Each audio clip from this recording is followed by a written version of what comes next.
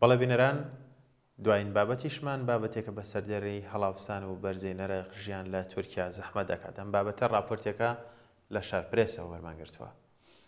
لە سەرەتای ساڵی 2025 زاینیەوە تورکیا شەپۆلێکی نوێی بەرزبوونەوەی نرخ و تێچووی ژیانی لە تەواوی بوارەکان بەخۆیەوە بینیوە، لە کرێخانووەوە بۆ گواستنەوە تا نرخی خۆراک و تەنانەت خزمەت گوزاریە تەندروستی و پەروەردەیەکان.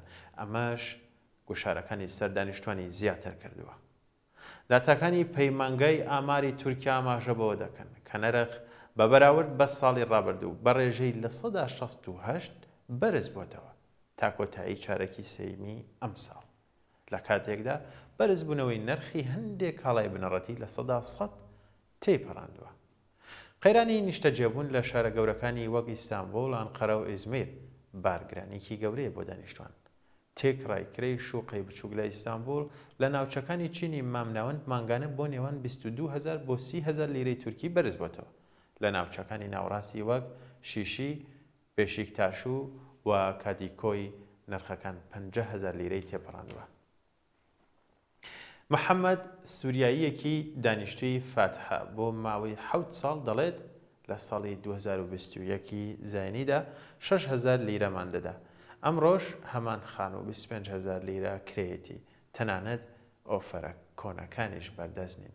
خاوەن خانوەکانیش داوای پارە دان دەکەن چەند مانگێک پێشوەختە. بازاڕەکانی تورکیا نزیکەی هەفتانە هەڵاوسانی نرخی خۆراک بە تایبەتی بۆڕۆن و شەکر و برنج بەخۆیەوە دەبینێت. بە پێڕاپۆرتێکی یەکێتی ژوورەکانی بازرگانی تورکیا تێکڕای تێچووی سەبەتەی خۆراک بۆ خێزانێکی 4 کەسی بۆ 19,000 لیرەی تورکی لە مانگێکدا بەرز بووەتەوە، لە کاتێکدا ساڵی ڕابردوو تەنها 11,000 لیرەی تورکی بووە. جێگای سەرنجە ئێستا زنجیرە مارکێتە گەورەکان داشکاندنی وەرزی زۆر سنووردار دەکەن، لە کاتێکدا دووکانە بچووکەکان بەردەوامن لە بەرزکردنەوەی نرخەکان بەهۆی تێچووی گواستنەوە و وزەوە. گواستنەوەی گشتی لە بەرزبوونەوەی نرخەکان ڕزگاری نەبووە.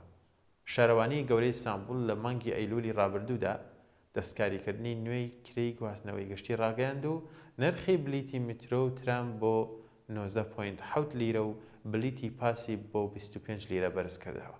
هاوکات دانیشتوانی شارەکە گلەی لە خاوبوونەوەی خێرایی خزمەتگوزاریەکانی میترۆی نوێ و زیادبوونی قەرەباڵغی بە تایبەتی لە ناوچەکانی ڕۆژئاوای شارەکە دەکەن. لە ناوەڕاستی ئەم ساڵەوە پارەی کارەبا و ئاو و غاز زۆر جار بەرزبوونەوەی بەخۆیەوە بینەوە.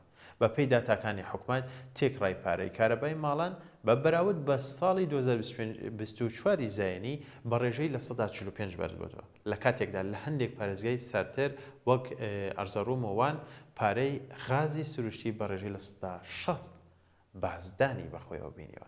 سەبارەت بە خزمەتگوزاریەکانی ئینتەرنێت و پەیوەندیەکانیش ئەوان بەلایەنی کەمەوە بە ڕێژەی لە 125 زیادبوونیان بەخۆیەوە بینەوە، لەگەڵ مانەوەی کوالیتی نزمی خزمەتگوزاریەکان لە نێوان کۆمپانیاکاندا.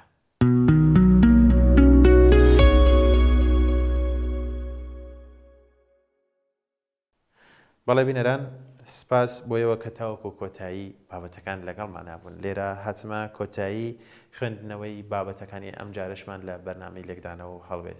سپاس کە تاوەکو کۆتایی لەگەڵمان بوو. هیوادارم کە توانی بێتم زانیاریەکەم پێبەخشی بێتن. تا بەرنامەیەکی تر هەر شاد.